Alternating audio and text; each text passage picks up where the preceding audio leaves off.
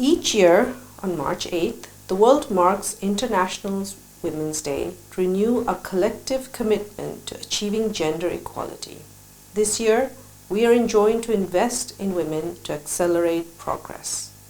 I am very pleased to support this message today, as improving the health of all women is one of my top priorities. Investing in the health and well-being of women and girls first requires adequate investment in health overall.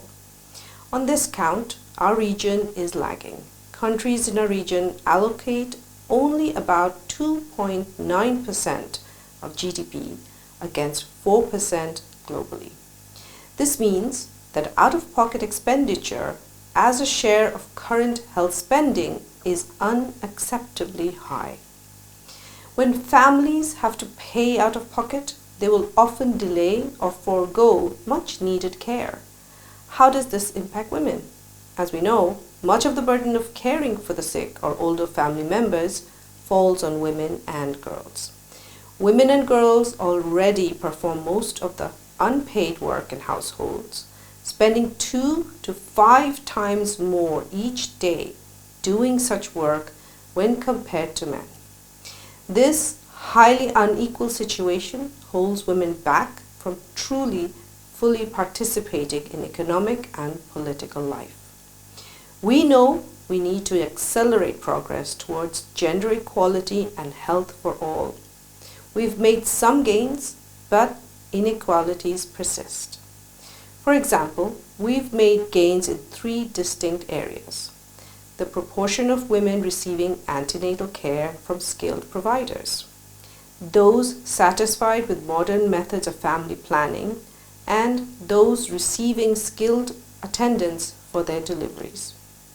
But these gains are not being equally distributed.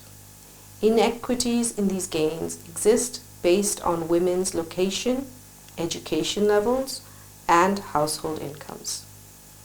Another area where improvement is needed that currently policies do not fully recognize a woman's autonomy in sexual and reproductive health decisions. Gender inequalities also affect some risk factors of non-communicable diseases. In our region, women have a higher prevalence of being overweight and obese than men. Often, this is because of less physical activity. This is likely because of gender differences that impact mobility, access to recreation facilities, and perceptions of safety related to crime and traffic. Women in our region also face barriers to access to services, such as lack of a female health provider. They also face constraints of a lack of access to household resources and transport, long distances to health facilities, and weak decision-making powers affect as well. Violence against women and girls remains unacceptably pervasive. This is nothing less than a violation of the human rights and a priority public health issue. In our region, more than 1 in 3 women will experience intimate partner violence in their lifetime.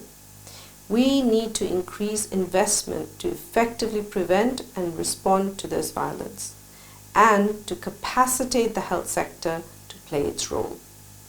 Evidence-informed, gender-responsive health policies and programs can help reduce these gender gaps in health. Most countries in the region have adopted such national plans. However, their capacity to implement them needs strengthening. I am pleased to let you know that we are currently designing one of my priority programs specifically focusing on women and children. Focusing on women's health has multi-generational impacts on public health, on early childhood development, and even on societal and economic development. This is something the SDG framework also recognizes. The health outcomes of the next generation are impacted even before they are born, and so we must pay a particular focus to the health of pregnant women. Better informed mothers lead to lifelong benefits for subsequent generations. They provide better nutrition for children, encourage active lifestyles, instill cleanliness and hygiene, and other healthy habits. Their knowledge, understanding, and practices regarding their own health are taught to not only their own families, but their broader communities as well.